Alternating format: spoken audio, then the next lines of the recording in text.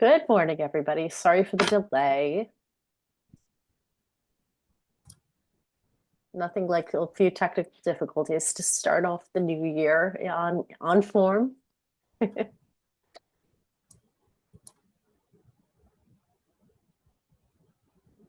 I think we are good.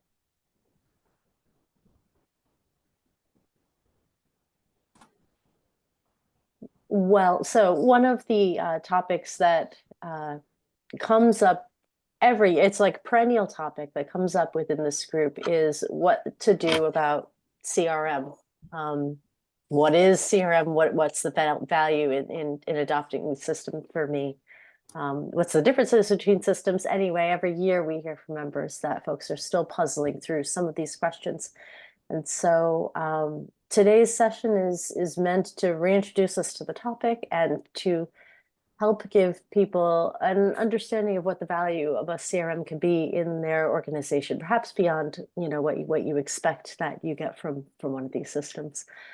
Jeff Meadows, you want to wave, Jeff? Hey, everybody. Good morning. Jeff is from Unanet, but he has promised us, and he has done a wonderful job in trying to create a presentation that introduces CRM broadly. If you have questions about Unanet, I am sure Jeff is the right man to talk to, but he's going to give us a broad introduction to the topic. And Marcia, I'm realizing you should jump in and tell us a little bit about who Jeff is. Yeah, so good morning, everyone. Thanks so much for joining us today. Jeff Meadows is the Director for Enterprise Accounts for the AEC division of Unanet. And Jeff has been working in the AEC space for over 7 years and has extensive experience in helping firms drive profitability through developing a streamlined BD and marketing process. He has a deep passion for the industry and has worked with business development, marketing leaders, and executives for hundreds of AEC firms, including Balfour Beatty, Swinnerton Builders, J.E. Dunn, and Ty and Bond, just to name a few, helping them achieve the ultimate goal of building a better world. So we're just so pleased to have Jeff here, and he's going to impart all of that wonderful knowledge and wisdom to us. And we hope that it's a good session for you and you take away a lot. So I will turn it over to Jeff. Thank you. All right. Thank you, Kate. Thank you, Marcia. Thank you guys for having me today. I'm super excited to talk to you about a topic that I'm so passionate about, right? Again, all I do is work with AEC firms day in and day out and help them kind of solve in this data collection process, how they can be more efficient, how they can drive profitability within their organization. So I'm excited to explain to you guys again what our customers, how they find value in CRM, what CRM is again, and how that can provide you with benefits here. So we'll just level set today around the overall learning objectives and the takeaways from today's session. So I'll talk a little bit about the current state of the industry and what's present, what's the future may look like in terms of identifying trends and metrics that we've been able to uncover in working in this space. We'll talk about, again, of course, what is CRM? In this day and age, there's a lot of acronyms that everybody has to be able to keep track of, and we'll give you a good definition on what CRM is and what it's supposed to do. We'll talk a little bit about why you may need a CRM system, and again, the overall benefits that it can provide you with. Advantages of being tech forward. We know a lot of organizations are trying to get more tech savvy, and we'll talk about that in detail. Data-driven decision-making is a term you guys may hear or may be hearing more often in the marketplace. We'll talk a little bit about what that means, right? And how you can become more data-driven. And then finally, I'll just share some stories from the field in terms of benefits that our customers have talked about in terms of how CRM has helped transform their business.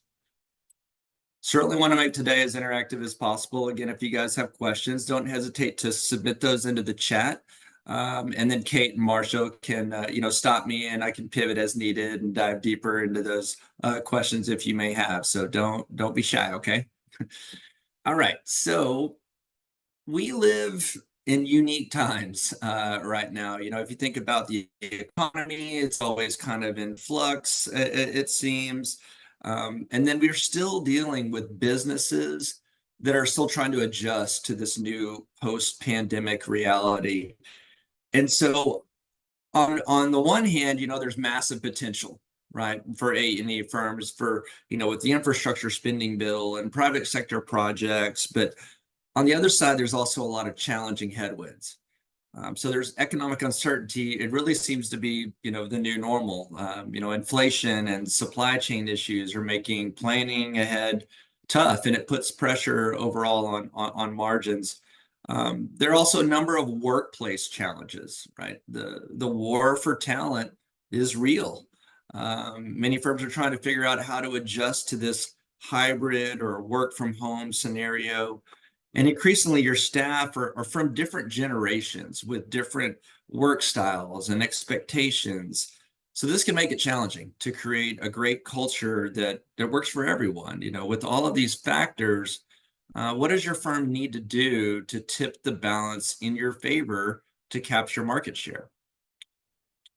So as I mentioned, we focus on AE firms and we speak with them day in and day out, and they tell us that they face really a set of common challenges when it comes to trying to compete for business today.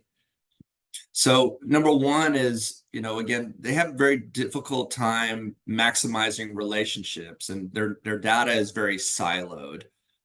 You know, there's this challenge of succession planning. I mean, how do we ensure that the torch gets passed to future leaders in terms of all the knowledge and experience they currently have in their heads, you know, they have in their heads of your executives and the founders of your organization? An example that we often hear is that people aren't aware of existing relationships that other people or business units in the firm may have with clients or prospects. So you get a scenario where, you know, the left hand doesn't know what the right hand is doing, so they can't leverage them to win more business. Different business units or business developers may be pursuing business with the same clients and really not know it. People put data in spreadsheets, and it's kind of like a black hole, right? There's no connection to strategic thinking.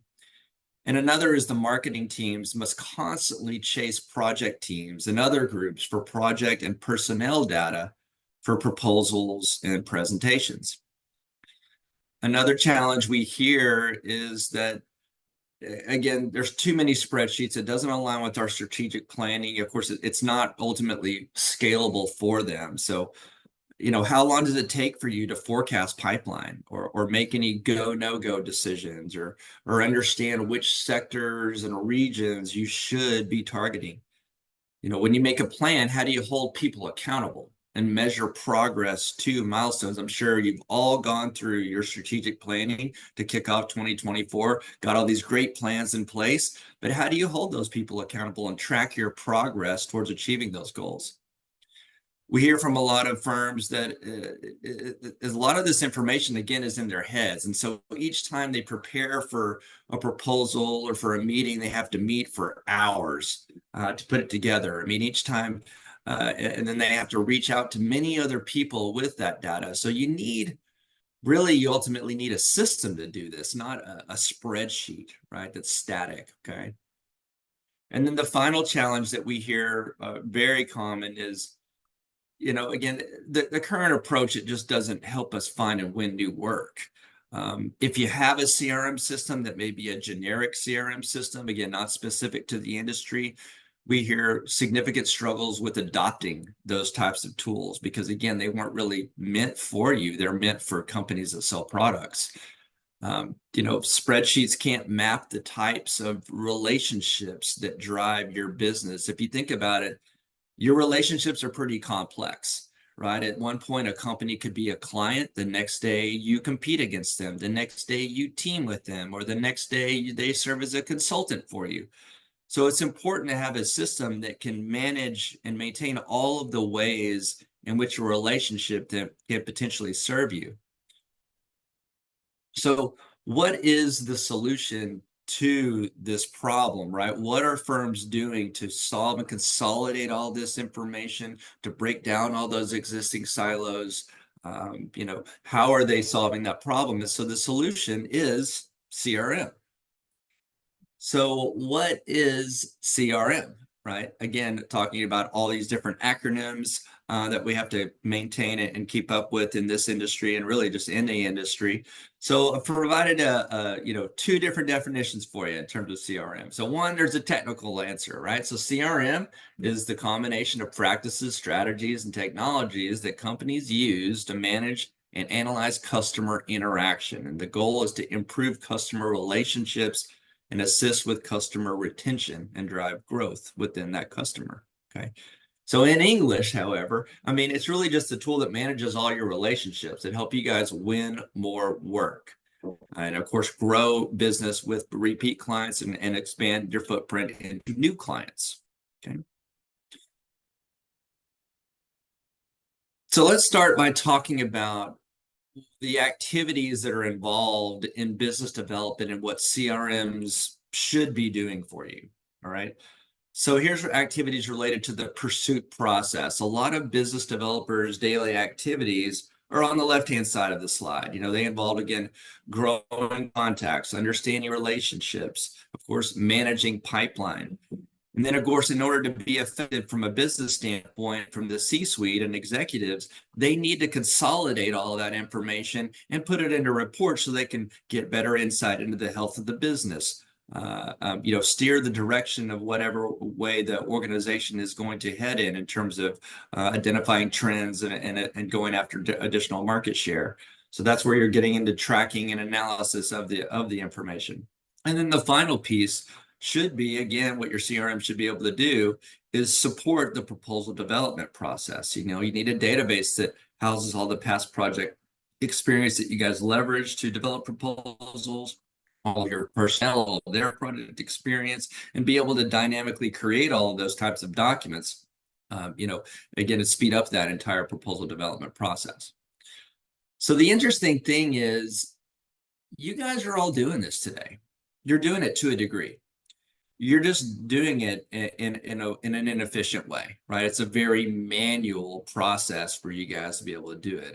I hope this doesn't look exactly like some of your desks, but I imagine that it looks maybe similar to, you know, again, tracking all your things on Post-it notes and having all those constant reminders. So here's maybe a more of a detailed visual in terms of what a lot of companies' world looks like, right? You know, on the right-hand side here is your financial system, right? Everybody has a financial system. You have to have one to run your business, right? So that tool is very well organized, right? Again, it's purpose built for billing on projects, executing on projects. But for the sales focused people and the marketing people that are, again, involved in winning new work, their world looks like what you see on the left-hand side. Right? You're using spreadsheets, you're using Post-it notes, you've got a folder system for all your past proposals, and you're removing information not applicable to a particular pursuit. You're copying, pasting information that is applicable, and it's just a vicious cycle that you're doing over and over and over again.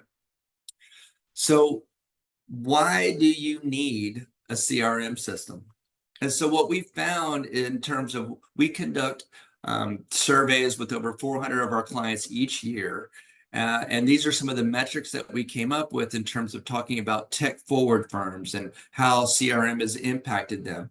And the message is clear. I mean, firms appear to be winning projects at a stronger rate, particularly tech forward firms. And as AEC firms fine-tune their pursuit strategy with a modern tech forward approach, the dividends are self-evident. I mean, especially in the projected year ahead.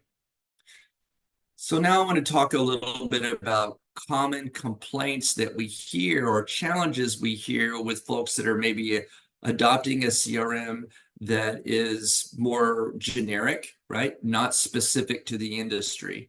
And so, you know, many companies are living off their backlog and repeat clients, but at some point that's going to end. And so you really need to ask yourself, I mean, do you guys have a true BD mindset across the company?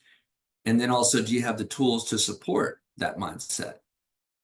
So again, in terms of root causes that are and challenges people face is, you know, the CRM just wasn't built for you. right? It takes a ton of customization and configuration to meet the needs of a company that sells a project or provides a service. Again, 99% of CRMs out there are designed for product sales. They're designed for me. I sell software, I sell a thing, but you guys are not doing that at all. You're selling your past product experience, right? Your reputation to win new business. So it's just a fundamentally different sales cycle than company sales of widgets. So again, being an industry specific solution is very important.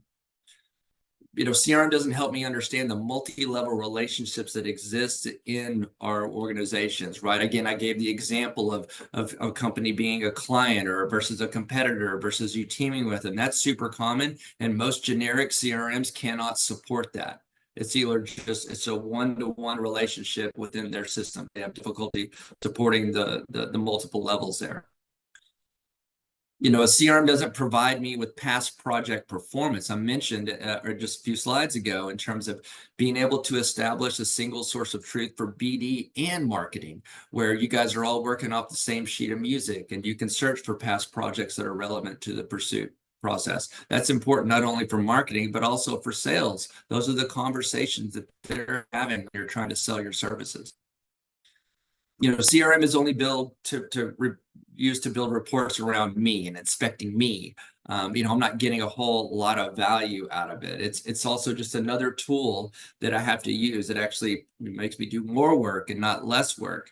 And then finally, there's really just no connection to strategy, right? Again, if you're using generic CRMs or you're using Excel, it's difficult to help you identify trends and be more strategic overall as an organization. So what do you need to look for in a CRM if you feel like your business is ready for one? So as I mentioned earlier, it needs to be purpose-built for the AEC firm. You need to work with a partner that understands what you do, right? So I would highly recommend, looking out there and finding and talking with vendors that, again, have a deep understanding of the AEC industry. I mentioned that 99% of them are probably going to be focused on product sales. So the pool you get to choose from is small, right? So, but make sure that you are, searching for that industry-specific solution and partner that gets your business and gets what you do overall. Another key thing that I would highly recommend you guys, include in your checklist or your evaluation is the tool needs to integrate with your existing systems, right? Again, adoption is probably the biggest challenge that we hear overall within this space. You can have the fanciest CRM system in the world. It has all these bells and whistles, but if it's not easy to use and it's not fully integrated with my existing systems, people won't use it. So, Outlook integrations, right? Outlook seems to be the main staple in terms of email carrier for most of our clients. So it needs to have an integration with Outlook, right? We know that business development takes place a lot of times outside of the office, right? So you need to have mobile capabilities. We need to be able to integrate with our financial system so that we can see the overall health of the business in terms of, what's our project revenue in addition to what's our potential revenue, right? The revenue we're trying to win. And then finally, we need to be able to put, that information, it needs to be trustworthy, right? And put it at your fingertips so that you can access it quickly. We know that it gives people fast, easy access to relationships, past project, and other data that they need to maximize their opportunities. And so if you're able to accomplish this and find a solution that meets all those needs, then a lot of great things like these would happen. So in summary, you take a process today that looks like this, right? And then with CRM, you're able to have a future state that can look like this, right? You're uniting the data into a single database where sales and marketing are all working off, again, that same sheet of music. So if I want to know anything about anything related to companies, contacts, leads, opportunities, every project you've ever done in the history of your company, all of your personnel, all of your project experience, you go to one single system. So now let's talk a little bit about the tech forward advantage. You know, what does that mean? Why should it matter to your firm? So we conduct every year a survey with close to 400 AEC leaders to develop what we call our annual AEC Inspire report. I've got the QR scan there if you guys want to find out more information. This is from last year, but we are completing the 24 one right now, and it should be out, I believe, in March. So stay tuned for that. I'm sure if you follow us on LinkedIn, you'll be able to get updates on when that does come out. But there's a lot of really valuable information in here. I mean, our goal is to provide valuable industry insights to AEC firms, and based on reported performance indicators and industry trends, AEC Inspire provides benchmarking and actionable insights on ways that AEC leaders can drive business excellence and grow their firms. So what we do when we're developing this this survey is we targeted a pretty good mix of large firms, medium-sized firms, and smaller firms to populate the data. We also made it a point to target specific functions and roles, as well as breaking them down, whether they are an architecture, engineering, or a construction firm. And so what we found in the result coming out of that is there's an important and much broader story about the education and impact overall performance as it relates to reliance on modern and integrated systems. Tech forward came out of this evaluation as a significant trend that are again keying to a lot of these leaders within AEC firms. So what makes a tech forward firm? How do you qualify to be tech forward? So tech forward firms, they consider themselves very data driven, and that applies to 58% of respondents. Their tech systems and applications are fully or mostly integrated. 28% said theirs are, and that's up actually from 21% in 2021. They're cloud enabled. 56% of respondents said at least half of their software and business apps are cloud-based, while slightly more than one quarter, 26%, indicated that at least 75% of their software and business apps reside in the cloud, and 7% reported that all their software and apps are based in the cloud. And then finally, they heavily rely on mobile capabilities across their business. I mean, a large share, 43% of respondents said most or all their tech tools are mobile enabled, which is up from 36% last year in 2022. So let's harken back for a moment to the spring of 2020, when the pandemic forced much of the world to abruptly shift to remote work, and organizations that already had a strong, flexible tech infrastructure in place were more adept at engineering such a move than those that didn't. I mean, across industries, tech-forward businesses tended to fare better in terms of communications and collaboration than organizations that lacked the tech tools to easily transition to remote work and eventually to hybrid working arrangements. So the results of the AEC Inspire report suggest there's a much broader and important story to tell in the industry about the distinction between tech-forward and tech-static organizations. Ultimately, our findings corroborate what many in our industry have long suspected, that there is a direct link between the extent to which a firm relies on integrated digital systems or data-driven insights, the cloud, mobile tools, and the like, and the firm's overall performance in terms of project outcomes, profitability, and other key indicators. So what exactly does being a tech-forward, data-informed AEC firm look like in practice?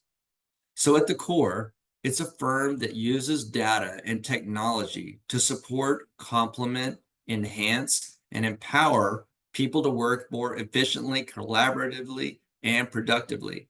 You're able to make better decisions faster, and ultimately to build a sustainably profitable business that consistently delivers superior outcomes to its employees and clients. They also use technology to support their efforts to attract and retain talent which is a major challenge in today's AEC business. So for some firms, a win is a win, but the most successful, consistently high-performing firms don't settle for just any new business.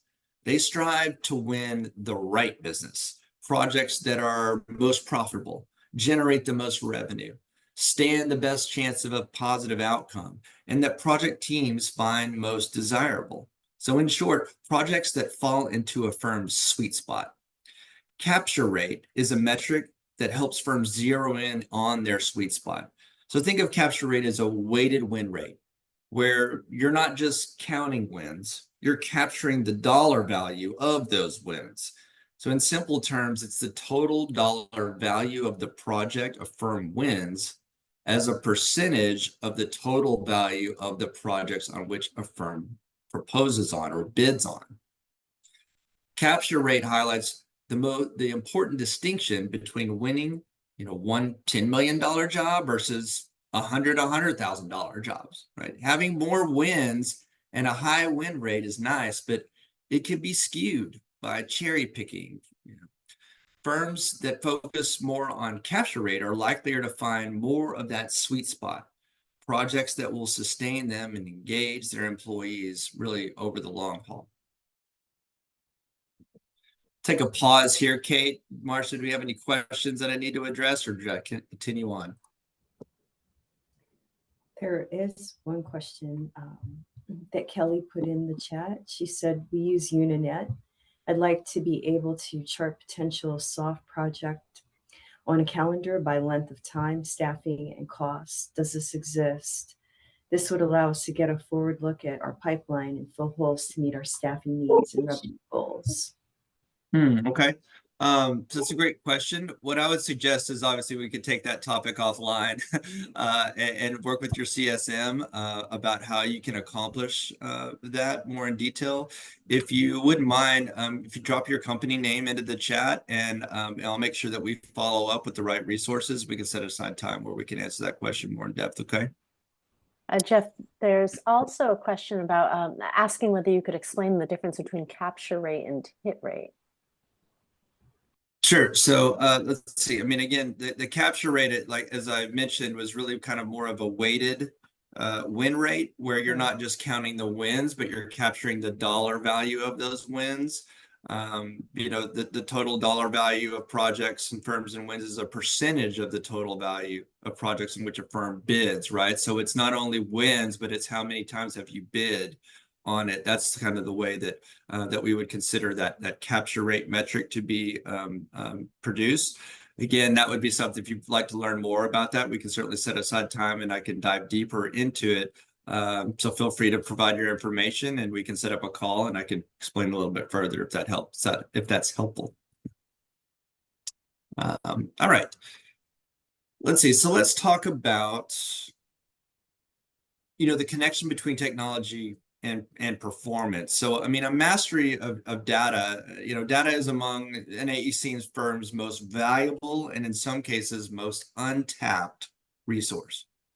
As more firms are discovering data and the tools to analyze that data, it's all critical to gleaning the actionable insights that enable an AEC business to do more efficiently and be more profitable. Most data-savvy firms are using it to allocate resources more effectively, manage projects more effectively and flexibly, maintain a better handle on, KPIs that fuel project and firm profitability. They are able to manage client and employee experience and strategically plan more effectively over various time. Inside these firms, data and the insight it yields flow unimpeded and, multi-directionally. A lot of these firms, again, being big on integration. When employees at tech-forward firms come to work, they get to experience what it's like to have every facet of the organization synced and humming along like a well-oiled machine because they can trust their data. They can readily collaborate. They can share insight within and across teams, and they know exactly where individual projects stand, and they are aligned around KPIs. In terms of being cloud forward, more AEC firms are moving to a cloud-based environment for key business applications for the scalability, for the efficiency and security it offers relative to on-premise solutions. So unlike businesses in other industries, AEC firms worry less about cybersecurity. Our survey is based on at least our survey, and that's what it found. But because the threat of cyber attack is omnipresent, with the hackers targeting businesses with vulnerable aging technology, it's important to take stock of the applications, software, and hardware that compromise your firm's IT infrastructure and address, again, any of those vulnerabilities. And then finally, from anywhere access to digital tools and data, I mean, hybrid work environments appear to be here to stay for AEC firms. 54% of which said they have a policy that allows employees to work remotely at least some of the time. So for people to be productive in hybrid work arrangements, it's essential that they have ready remote access to digital tools, systems, and data. If they are working in the office at their desk, desktop access should be a premium. When working remotely, web-enabled apps should be along for the ride. And when completing on the go tasks such as time, any type of business development type of tasks, or managing customer relationships, pipeline, or accessing quick, updates on any pursuit or contact, employees should have the ability to do so right from their mobile device. So what does it mean to be data driven, right? This technology can not only help firms solve these challenges, but to do so in a way that gives them a competitive edge. So we put together, this data maturity model or analytics maturity model. And hopefully you can glean a little bit in terms of identifying where your firm sits, right? Number one, do you know what KPIs should be measuring? And just for those that don't know, KPI, and again, kind of getting back to all the acronyms we got to keep straight, it stands for Key Performance Indicators. It's just a report, right? What reports are key for the business in terms of aligning with strategy?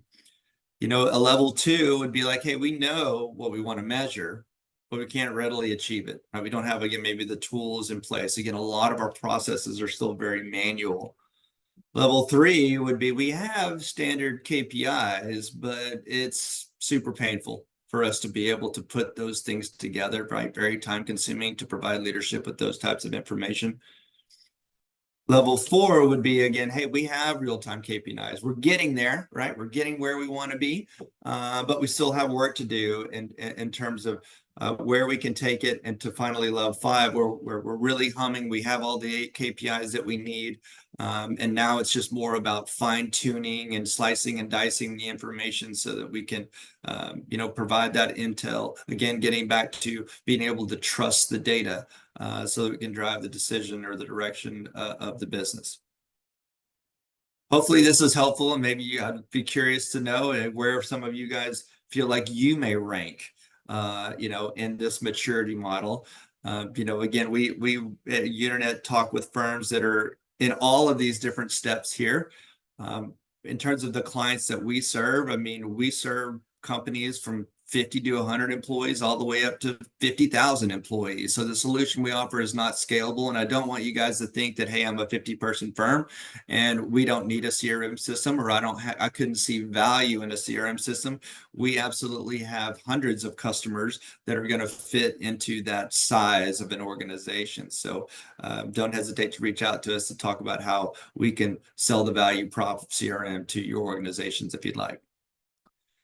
So what's the business impact? Again, why should you guys change your process? I'm sure all of you have been in business for a while. I'm sure very successful in your own right. Why would you consider even changing, again, your processes, right? So what we found is that firms that are leveraging CRM systems effectively is they're seeing huge efficiencies in how they manage and access their data across their organization. They're greatly improving the time it takes to generate proposals. They're finding more time to generate new business and improve their relationships with existing clients. And overall, they are better able to communicate with their clients. But the biggest impact is really represented by the smallest number on this slide. I mean, all of these improvements to running their business has resulted in a 1% increase in revenue growth through improved marketing effectiveness and a 1% increase in gross margins through efficiencies in the BD process. So, just imagine how big of an impact that could potentially have on your firm. To take it a step further, again, CRM should be able to help you identify, again, and win the right type of work, right? Ensuring that not only viable projects that are aligned with organizational goals and move forward allows for a more efficient allocation of resources, whether that's time, money, or personnel, that ensures that valuable assets are not wasted on projects with uncertain outcomes. We talk about risk mitigation. A go-no-go process provides structured approach to evaluate the feasibility and potential success of a potential project or a decision overall. By using specific criteria to determine if a project should proceed, organizations can prevent costly mistakes or investments in initiatives with a high likelihood of failure. CRMs can have an impact in terms of providing clear decision-making with effective framing. Again, we talked about go-no-go process. It not only promotes transparency in decision-making, but it also ensures that the evaluation is framed correctly by guiding stakeholders to ask the right questions and prioritize the most critical factors. The process guarantees that decisions are both informed and aligned with the organization's overarching objectives. And then finally, enhance team morale, right? By focusing on promising projects and increasing win rates, a go-no-go process uplifts the spirits of marketing and business development teams, making their efforts more valued and impactful. To talk a little bit about, again, deeper around go-no-go and how this can have a significant impact is, are you being smart about work that you're pursuing? Winning the right projects that you excel at, and does it align with strategy? One of the ways that we can assure that is, again, by implementing this go-no-go strategy. The strength of your process will have a direct impact not only on the quality of projects, but will affect the performance and profitability of the projects. I'm sure everyone on this call could probably quickly point to the worst project they worked on last year. The client is difficult, it's losing money, or there's add-on services, and we've tied up resources unexpectedly. So what if you had not gone after that project? How could you have better utilized your resources? A go-no-go process can help weed out those types of projects and focus on higher value projects. So now I'll talk a little bit about, stories from the field and again, the impact our specific solution has had on our customers. And just to give you guys a little insight into, who we are. Again, we've been in business for over 20 years. We have well over 1,800 clients. Here's a lot of logos that you may recognize. But as I mentioned, our solution is not unique to large companies or small companies. All companies need help managing contacts, tracking leads and opportunities effectively, streamlining the proposal process. Here are some great case studies in terms of firms that I believe probably span the gamut in terms of size. We have case studies on all of these different clients. Kate and Marcia, if you wouldn't mind maybe dropping those into the chat at this moment so that your audience can take a peek at these and see how they can resonate. And again, hopefully provide you with the ammo that you guys need if you are on the market for CRM or need help with again, being more data driven. In summary, I'll just talk a little bit about, kind of what we talked about first, right? The challenges that AE firms are telling us they're being faced with. So we talked first about relationship knowledge.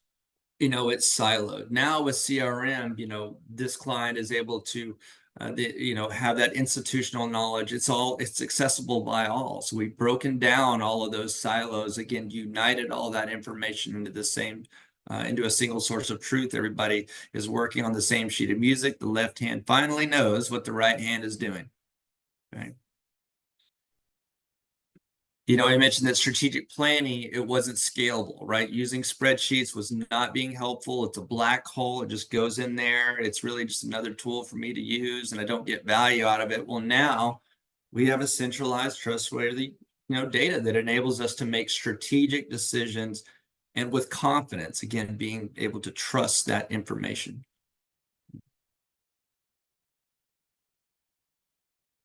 And then we talked about a challenge where the approach, it just didn't really help them win more work, right? It was really just more about everything was just staying with the status quo. And now our CRM helps us find and win the right type of work for our company. Again, implementing a lot of those things that we talked about in terms of implementing go, no-go process, putting a laser focus on going after the right type of projects. I mean, if you think about it, cost of pursuit in this day and age is super high.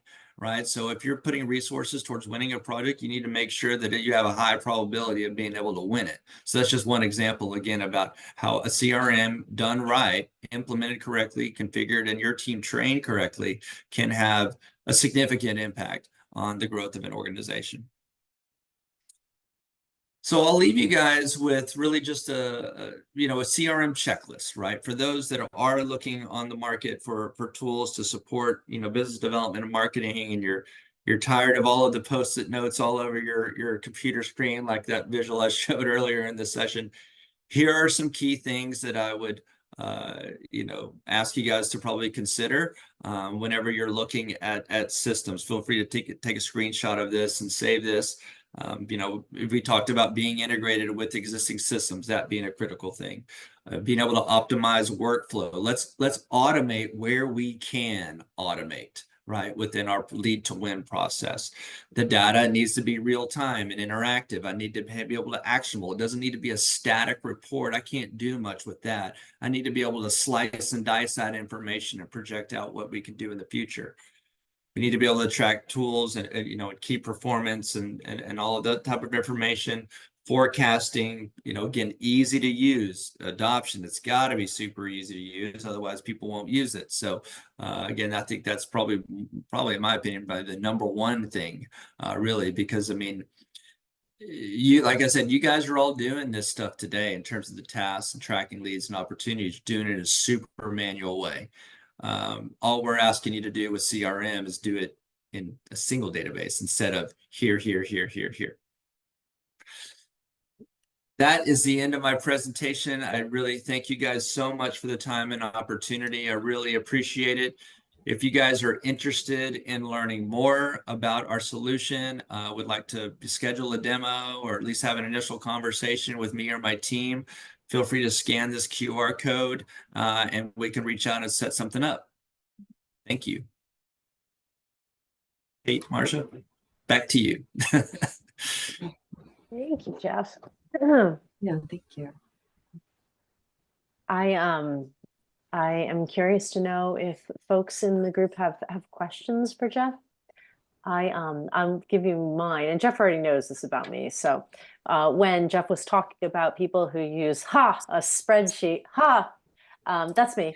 I barely have a spreadsheet for the work that a CRM can do right now. And where our firm is teetering at the moment is trying to decide whether to put more effort into our brilliant spreadsheet or to transfer some of the effort that we're making to build and get adoption for that tool to a database system. So Jeff, give me a specific, like what is a very specific example of something that I'm not going to be able to succeed at with my Excel spreadsheet in the end, for which I should be grateful to have, a database working hard for us. Sure. No, that's a good question. So, I mean, number one, I would say, again, just the mobility of that data, right? You have a spreadsheet, but if somebody asks me out in the field, especially one of your principals, your partners, and are asking about, hey, have you ever done a project here or there, or who do you know at these particular companies? They can't access that from their mobile device. Hopefully that information is likely in their head, but again, that's when you start to get into can you really trust that person's memory? Like, do they really know all of that information? So being able to not access the information from a mobile standpoint, again, wherever you are, that would be a significant drawback in my opinion, and for most of our clients' opinion, because again, from a business development standpoint, they're asked those questions all the time. Hey, have you ever done a project here or there or with this company or with that company? Who do you know at these companies? And if I have it all through mobile, again, I can speed up the sales cycle, right? I can show complete command of my business, right? And my relationships, because it's all accessible from here. I can access that data very quickly and I can trust the data. Another thing that I would focus on is, again, the war for talent, right? We talk about that. It's scalability of the business. If you are a person who's on the market looking at, a new job in the AEC industry, and I'm looking at two companies, and one company has very integrated tech stack, a lot of tools in place to ensure my success, right? We have CRMs, we have, Power BI and a lot of, advanced reporting capabilities. We have resource management tools that are very effective. We have, project management tools that are very effective. I have all of this stuff is integrated, and I'm looking at that company versus a company that says, we have a spreadsheet. Which one do you think that person is going to choose? I mean, most young people this day and age, they expect technology. I mean, they've grown up not knowing a world that doesn't have mobile devices. So, I mean, they expect those type of capabilities. And honestly, I mean, again, it's just a critical factor that we find whenever we're speaking with our clients in terms of what they need to provide to keep up with today's challenges in the marketplace. Does that answer your question, Kate? Yeah, those are some good examples. Other folks, if you have questions, please throw them at Jeff. As you can see, he's not afraid to take on the hard ones. There actually is a question. Oh, Tamara, are you sorry, go ahead. No, I just had a question to follow up on that. So do you recommend, like, within your pitch decks or your qualification decks, to say, here are all the software tools we use, like Procore, Unanet, all the tracking tools and all the software tools? Is that a big selling point out there? I'm not on the marketing side, just the BD side. No, sure. I mean, again, There's a market being that's integrated is a critical piece. I mean, I would say, and I would definitely look at, okay, these are the technology pieces we use. Okay, where can we automate processes if possible that benefit it, right? You never want to automate everything, right? There's certainly going to be checks and balances that have to be in place for a particular task, but I would definitely recommend, looking at all of your software that you utilize today, and then figuring out where the gap is in terms of technology or data being shared, right? So, for example, I mean, if you use Procore, right, hey, whenever we win an opportunity, can I not just automatically send it into Procore? Or do I have to manually key it in, or have a PM manually key the data in on the project that I just won? I mean, the answer is, oh yeah, you can absolutely send it automatically from a CRM system into Procore. You just need to be able to have an integration with that. And of course, we do have strategic partnership with Procore. We've been integrating with that application for 10 years, and we have the ability to do that. So I mean, typically what I do whenever I'm working with clients about this is, yeah, we want to understand, what is your current state in terms of all the tech stack, what's your BD process, what's that flow, and then what can we do, where can we eliminate bottlenecks to make a more efficient, profitable future state, right? And I work very, extensively with my prospects about how to articulate that vision to decision makers in developing PowerPoints and decks and things like that show them not only, again, the current state versus the future state, but also providing them with metrics and ROI and pieces like that. We certainly have ROI surveys and things like that we can go over as an exercise and provide you guys with, hey, this is, what it costs for you to do business today. And what you'll find is that, I mean, I've never come across a company that has not really, when you go through the ROI exercise, shown that you guys are already paying for a CRM system. You are. You just don't know it. You're paying for it in the amount of time it takes for you to do all of these non-billable tasks. And again, going through the ROI survey is an eye-opening exercise. And so, again, I'm more than happy to walk through that exercise if you guys think it would be helpful. And we'd love to work with you on that. Okay. There was a question that Tamara and now Sarah has, but Tamara said, what is the price range of Unanet solutions? Is there a minimum user requirement, i.e., is it also suitable for small companies? Sure, that's a great question.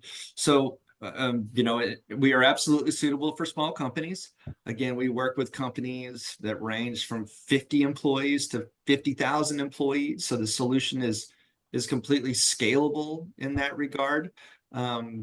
We are a per seat model, which is similar to any other SaaS solution that's out there, SaaS being software as a service. Our license structure is, again, it's basically $99 per user per month is the user cost. And then cost is broken down into really 3 phases, right? You have a licenses, that's access to the system. And yes, there is a 5 user minimum that we require for our clients. Then any integration costs. So let's say you use, Deltek Ajira or whatever financial system you use, Deltek Vision or something like that.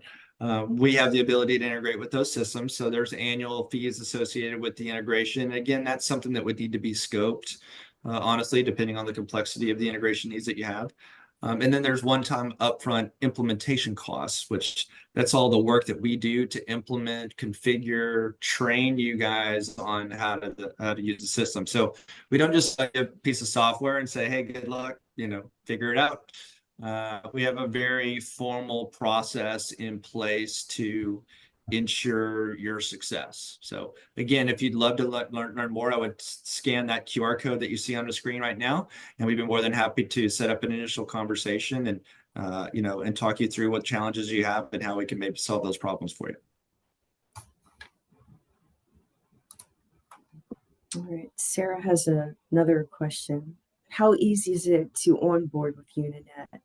What is the timeline of importing all contact info, projects, etc.? Sure. So that's a pretty detailed that's a broad question that provides a lot deeper of a discussion, but I'll try to answer it as effectively as I can. Implementation timeline varies based on 2 main factors. One would be the complexity of your data. Are we pulling data from 10 different data sources? Or are we able to consolidate all that information into 1 or 2 spreadsheets, right? Where does the data live today? Is it in a database? If it's in a database, can we integrate with that database? If we can integrate, then that's going to really accelerate that implementation process, because once those tools are connected, it can auto-populate our system with a lot of valuable information. So for example, again, integrating with your financial system is by far the most common integration that we do. And it has significant value to the business, and it has a significant impact around speeding up that implementation process, right? If you think about, the database that you have that probably has the most accurate data, it's probably going to be your financial system. So information on clients, projects, personnel, who worked on projects, what services you guys provided on those projects. All of that data, to a degree, should live in your financial system. And then so by integrating, we can populate our system with that information. Now, that being said, if you do not want to integrate with your financial system, and there certainly are customers that choose not to do that, we can do an export of the data from your financial system and then a mass import into our system, right? To where, again, that information is loaded into the database.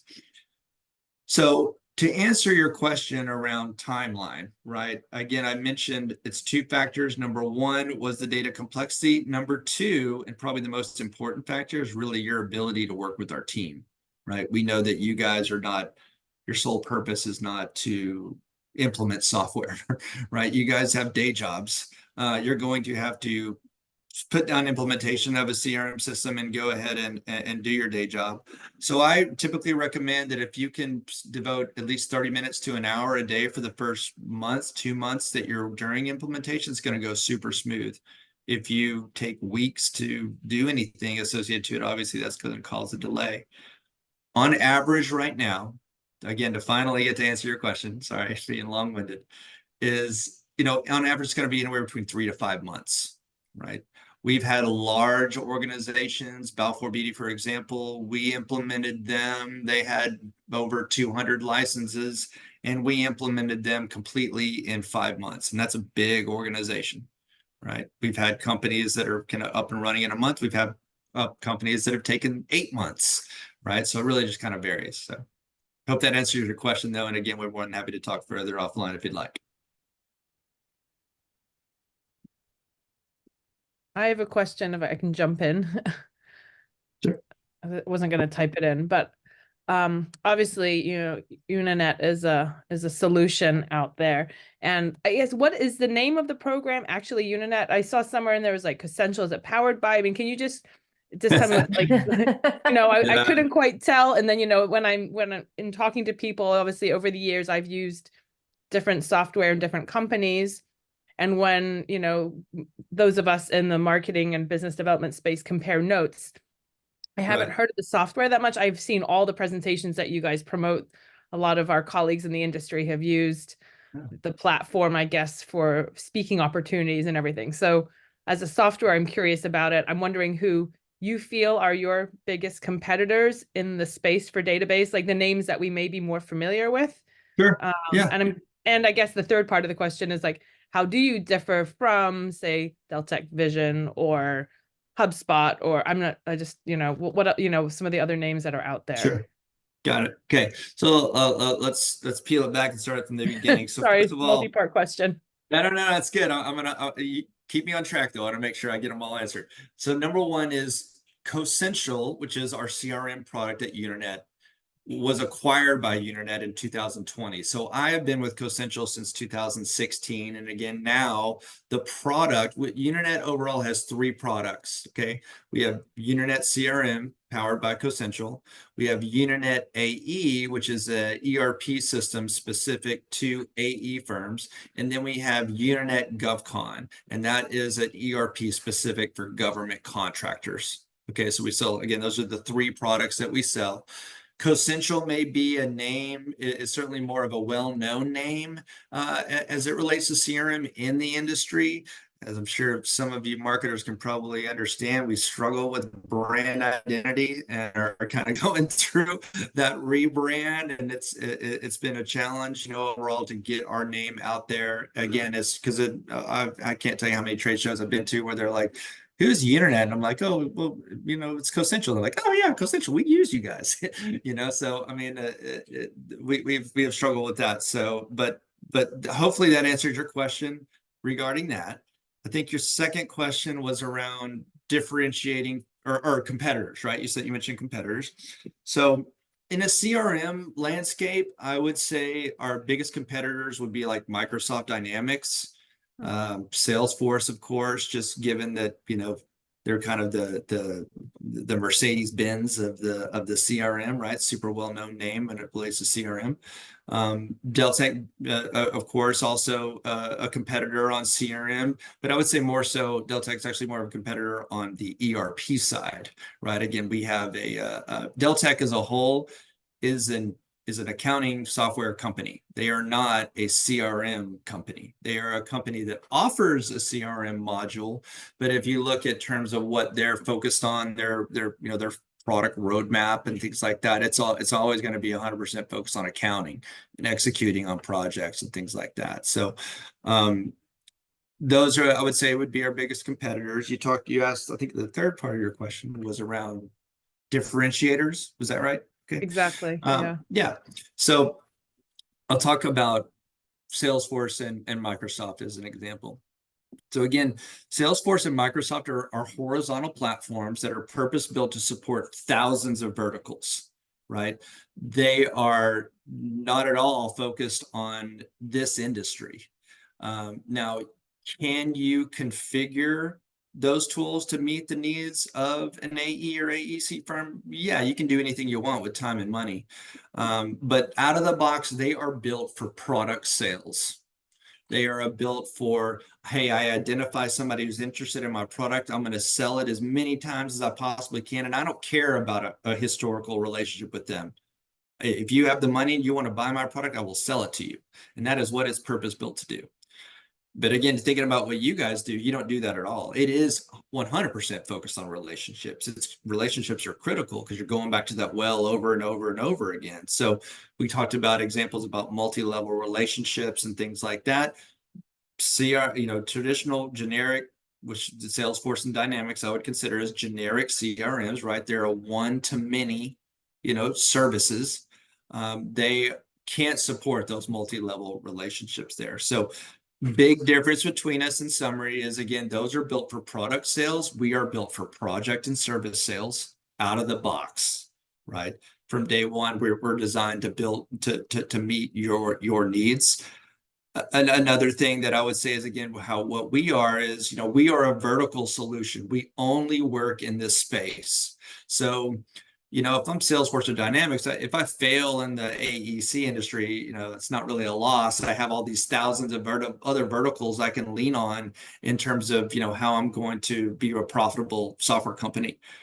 Whereas for us, this is all we do. So you better believe whenever we're looking at product roadmap and future-proofing the solution and where we're taking the product, we're 100% listening to our customers and taking that feedback. So when we say that this is built for you, we mean it, because again, I think there's a metric my product team posted recently that 80% of our product roadmap is directly from customer feedback. And that's pretty eye-opening for a software company. So I think I answered all your questions, but feel free to hold me accountable and make sure I did. Jeff, let me ask you did. Oh, sorry, go ahead. I'm sorry. Oh no, I was saying, yeah, you did. I guess the only one you didn't mention that I'm hearing more and more often, like over the last 5 years, is HubSpot. And I know that, and I'm just curious where, I mean, again, obviously you have your one product. And so for some people, some firms, I know I definitely resonate with the small firms question. Right. AW Arc is not like any of the firms that you had listed on your screen. So wondering about affordability, but yeah, HubSpot I'm hearing a lot about HubSpot. HubSpot is, if you think about what HubSpot is purpose built to do, what it started out being is really just an email marketing software database, right? It's really meant for, hey, I've got an email campaign list. I want to target, send out holiday cards or whatever that may be. And that is what it is great at doing. And we have, just so you know, out of the box integrations with HubSpot, right? So we have clients like Gilbane, for example. I mean, they use HubSpot for that, right? So we built integrations to support their use case to where you can manage the relationships in our system and then, create those lists and then send them over to HubSpot to be able to do that. So again, just kind of getting back to the differences is HubSpot is not built for this industry and never will be. It's another horizontal platform that is just designed to support product sales types companies. It's very cheap. Again, there's no implementation, there's no training, there's no best practices that they would be able to offer you related to this industry. It is, here's a piece of software. It literally is this way. Here's a piece of software, figure it out, and you'll have to go in and configure it out. Now, if you're just wanting to track, contacts, need a contact Rolodex, it's a great fit, great fit. What we find often is that companies that start with HubSpot, eventually they outgrow that system pretty quickly. And my advice to you is, if you're considering that, is that the change management element of implementing a CRM system, is probably the hardest part, right? Change is hard for people to be able to adopt. And what I would recommend you consider is that choose a solution that's scalable. Right? You have maybe this challenge today, but you never know what challenges may, arise in the future, 5 years from now. And CRMs, in my opinion, are really like 10-year decisions, 5 to 10-year decisions, because you're changing fundamentally the way that you do business, that you track your world, your pipeline, right? And so this kind of, again, gets back into choosing an application that's industry specific. Is do I want to make that 5 to 10 year decision with a company that's focused on this industry and that's all they do? Or do I want to choose, a company that is really just, meant for thousands of other verticals? I mean, I implore you to look at HubSpot, Salesforce, Dynamics, look at all of them and see what industries they serve, and you will not see AEC firms listed as industries they serve. Hope that answers your question, Alyssa. Thank you. Right. Kate, I cut you off before, sorry. No, I cut you off before, and I am sorry. No, I was actually, it's totally related to your question, though. So I think Jen Robertson was asking about what a CRM specifically designed for the AEC industry offers. And I feel like your question, Jeff, really covered it. Jen, I don't know if there's anything that was missed in that answer with regards to your question. If you have any other follow-up questions, shout them out, please.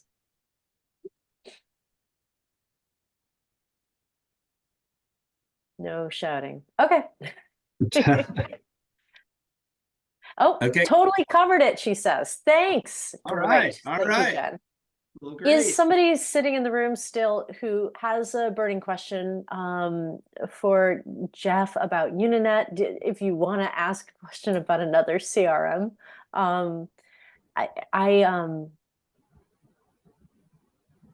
I appreciate that small firms has come up more than once because as Jeff knows, I feel as though whenever I look into CRM, different CRM providers, they are speaking to somebody about 17 times as big as me. And it's hard to imagine that like the challenges facing a multi-office firm with multiple hundreds of employees, that same solution is going to work for me. So I'm always curious to hear more response on that topic. Yeah, I think a lot of some of those case studies that we submitted, I Yeah. know the VLK Architects case study is a smaller firm. I think Fishbeck is a little bit larger. They have multiple offices, but I would, especially if you're an architecture firm, I would implore you to look at the VLK Architects case study that was dropped in, I believe, in the chat. It was. We have, I mean, that's just, one, right? We have certainly others. We have, again, case studies that span the gamut, right? That are like, the Swinnertons and the Gilbanes and the big construction companies. But then we have one like a VLK and some other smaller architecture firms, because we get it. We know that the message has to be tailored in a different way when we're talking to, a smaller firm versus a larger firm. And in summary, I would just say, I mean, it's the solution at the end of the day. Doesn't matter if you're a big company or a small company, because all companies need help tracking leads and opportunities, managing pipeline, managing contacts, managing relationships, and then streamline the proposal process. So, again, the solution's totally scalable. We could start very small and then you can grow into it, right? When you make that CRM decision, one thing I didn't mention with Alyssa in terms of finalizing is, I talked about a 5 to 10 year decision. You want to make that decision one time, right? You don't want to choose something and then, a year or two later be like, oh, we've outgrown this system because we were small and now we've grown so much more. And that's where I would really, again, consider the fact that choosing industry specific systems, is a critical thing that I would consider, and don't feel like just because you're a small company, you can't enjoy the benefits of a CRM.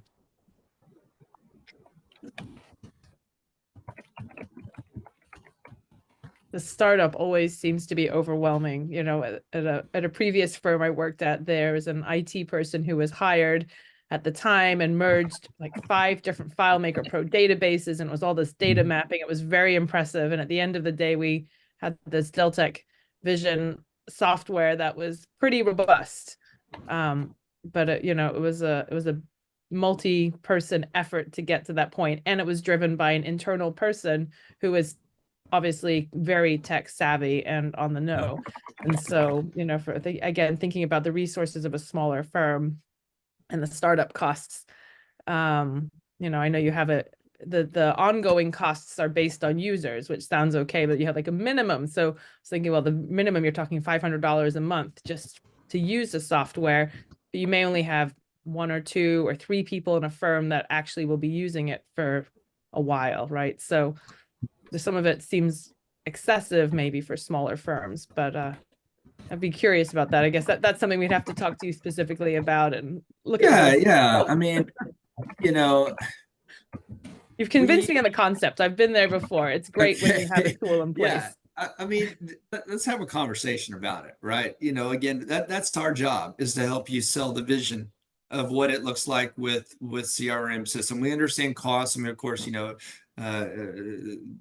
there's a cost to doing business, period, you know, but there is also value. So it's our job to articulate the value, right, and work with you on it, and not just, again, this is where we get into like ROI analysis and things like that. We do that at a very detailed level specific to your organization. We're not using broad metrics and terms that, you know, maybe are more relevant to a larger firm.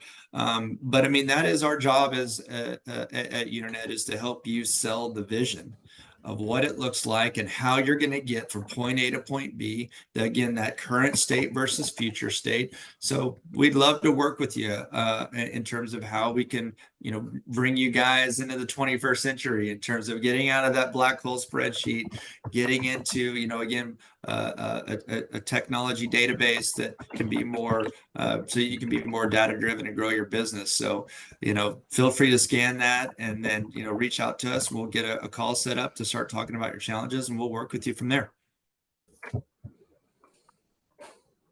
Sounds great. All right. Well, thank you again, Marcia and Kate. I really appreciate you guys for attending. Thank you, Jeff. Thank you, Thanks for helping us all build a case. I really, I feel better capable to plead my cause now than I was before. Okay, good deal. Yeah, thank you so much. Well, you guys have a great rest of your day. And again, reach out and let us know how we can help. Okay. Thank you. All right. Thank you. Take care, all. Have a good Bye.